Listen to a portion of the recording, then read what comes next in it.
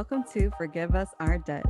I'm just a woman of God, wife, and mother of two who got into a lot of debt. Hello, six-figure student loans, and I desire to pay it off faster with the help of the Lord in multiple streams of income. So stay tuned. We're going to talk today about how to start a debt-free journey in 2021. Now, how to start a debt-free journey. First, let's just chat about how I actually got into debt. And as you know, those six-figure student loans crept up on me, and I got most of my debt from college. I have a certificate. I am an LPN, which means I'm a licensed practical nurse. So I have a certificate in nursing that took about a year of my time. And then I also have a bachelor's of arts in women's studies.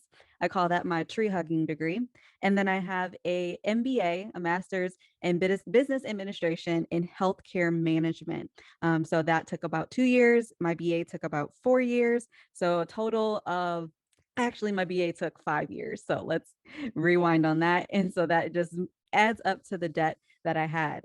The next source of debt came from credit cards. And let me tell you, I just added to cart. I just wanted to add to cart on everything that I bought. I would add, I would spend credit cards with Christmas and all of the things, gifts. My MacBook was bought with my credit card. And so credit cards were a huge part of my debt for my six-figure debt. Another thing that I bought with credit cards was just things for no reason. And so I just bought a lot of things for no reason on my credit card. And that is the second way that I got into debt. And the third way was buying cars. I have purchased 3 cars, actually 2 cars total. I have bought cars. I've bought 1 car, sold the car to buy another. And so now I'm on my 3rd car. Technically, my first car was given to me by my parents, and I don't know why I didn't just stick with that car.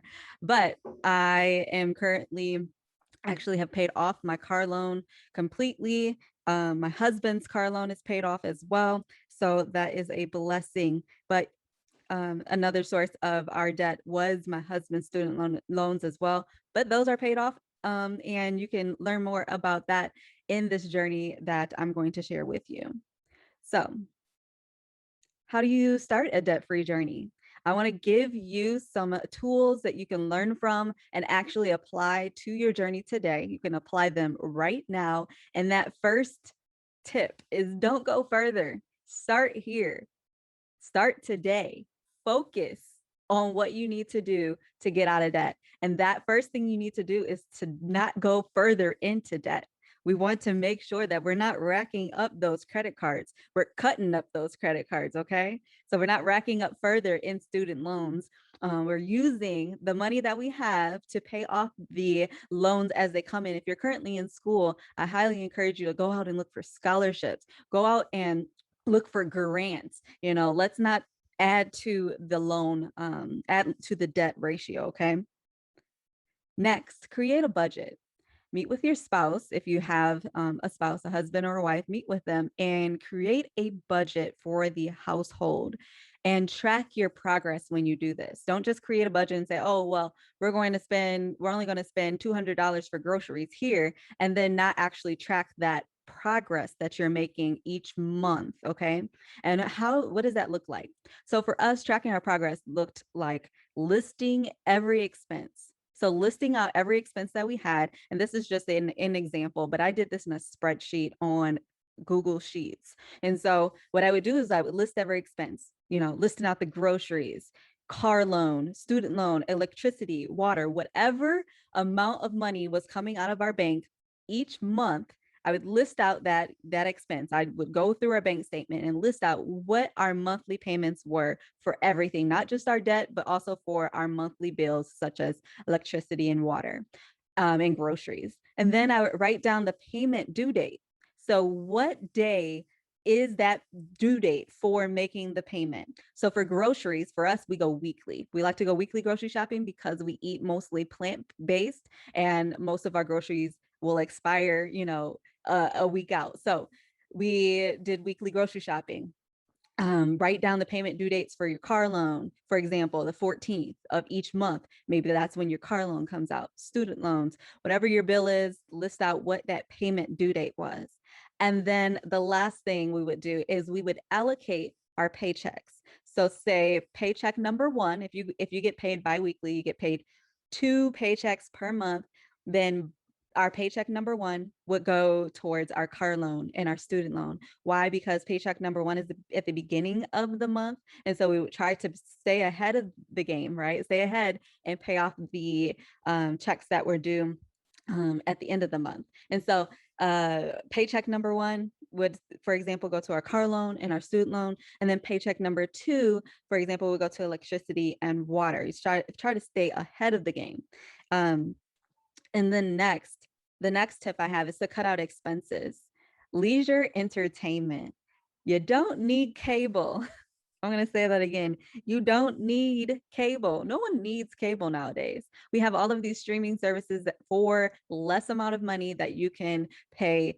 For example, we use Sling, and we can get some of our cable television on Sling for $25 a month, right? You don't need cable. Cable costs about I don't even know, I think hundreds of dollars a month, y'all. You can cut that bill down. So cut out those expenses. Daily treats. For me, it was Starbucks. I would wake up, I'd go get my Starbucks in the morning and go to work. I would wake up, even if I worked from home, go get my Starbucks in the morning and come home. You don't need Starbucks, that $5 coffee every morning. Go get you some instant coffee and some creamer from the dollar or from the grocery store and make your coffee at home. Okay. You don't need these expensive treats every day. You can cut down on costs. That $5 a day that I was spending on Starbucks at $25 a week, I can now allocate towards my grocery bill, or I can put it towards debt, right? So take out those daily treats. Another expense you can take out is membership. So if you have memberships that you are a part of, say you have a gym membership and your gym membership is $75 a month, yeah, you can cut down that expense by doing a online virtual digital workout program. If this is a quick plug to one of my streams of income, but I do have a digital workout library that I use, and you can go and check that out in the link in the description. But you can cut down some of these memberships. For example, when I was living on my own, I had a membership to a expensive gym. I believe my gym, it was like over $50 a month. And I cut that expense down so that I could cut out some expenses and use that money to allocate to different things that I wanted to pay off. So different memberships can definitely be cut down for cost. The next thing, and I know some of you aren't going to like this, but we are Dave Ramsey followers. We follow his YouTube channel. We follow along with the methods that he uses. And beans and rice, y'all, do you have beans and rice? Because you should. You're on a budget now. Beans and rice. Beans cost 69 cents a can. The rice costs about $1.15 per bag. You know, for less than $2, you got a meal. Y'all, you got a meal, and it's got protein, it's got carbs, and you have a meal for your dinner, for lunch, whatever you want to prep. Before kids, let me tell you guys, before kids, we spent $20 to $25 a week on groceries. And that's because we mainly spent it on buying peppers. We would spice up our beans and rice. It wasn't just beans and rice. We would buy peppers and tomatoes and and put our vegetables inside of our beans and rice. And that's what we would eat. That's what we would eat throughout the week. And we've paid off so much money just being simple, right? We're being simple now so that we not necessarily can be extravagant later, but we can, spend what we want later as we pay off our debt now. Okay. So the next thing is we don't do a zero-based budget yet necessarily. We're not really on a zero-based budget. And what does that mean? We don't look at our current budget and do zero it out at the end of the month. My husband, he likes to see some cushion in our account for a little bit. So we currently don't do a zero-based budget. I feel like I have to preface that because I know a lot of people who are on a debt-free journey do the zero-based budget method. What we do is a snowball method. So we do a snowball method of paying off debt, and that is paying off the smallest debt first. Okay. And I'm going to give you a little example here. Paying off the smallest debt first. So if your smallest debt is a credit card with $1,000 and it is a $25 minimum payment, then you are paying that $25 minimum payment along with all of your extra money you're going to throw at it.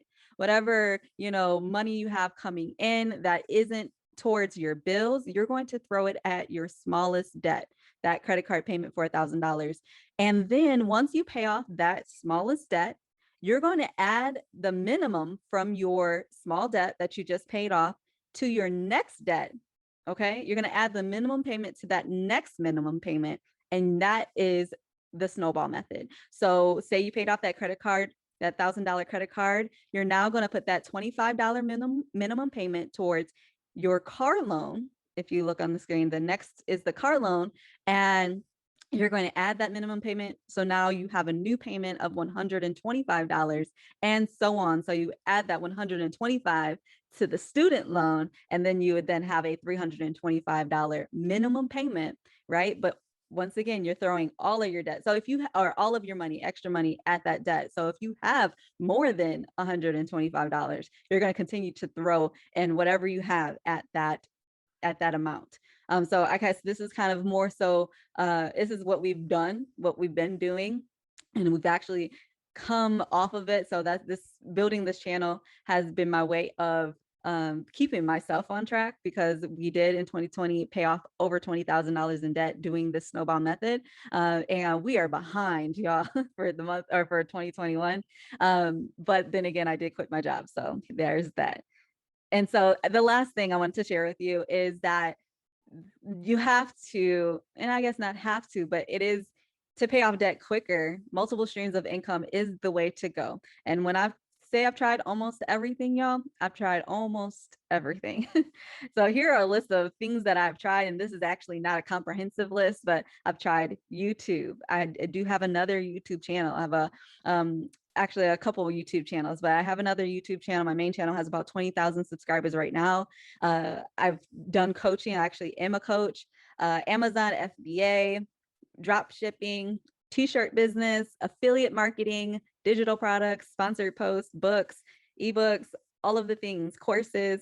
I have tried it all. And, you have to keep trying things until it sticks, until you find the thing that works for you and find the thing that works for you in your market. In 2020, we had about 7 streams of income. And yeah, some of them are streams, some of them were streams, and some of them were just like drops into the faucet. Like they weren't necessarily flowing streams, but drops here and there, and I'll take it. Everything at the debt, right? So we took all of those 7 streams as income and we threw it at the debt. And all of our paychecks from my husband and I, from our jobs, went to monthly bills for the most part. But if we had extra left over, we would of course throw it at the debt.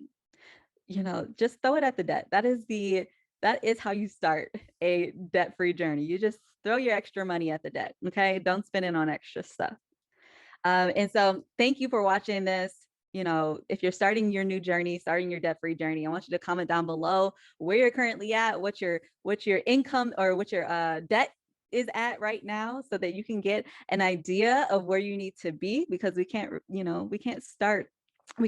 figure out where we want to go if we don't know where we're at currently. So watch this video next. It just talks about my intro to my channel, as well as how much debt we started with. And make sure that you subscribe for more content like this. I love doing these videos. I love YouTube and figuring out what works on YouTube. And so I'm going to be talking more about my debt-free journey and how I make money online. So stay tuned.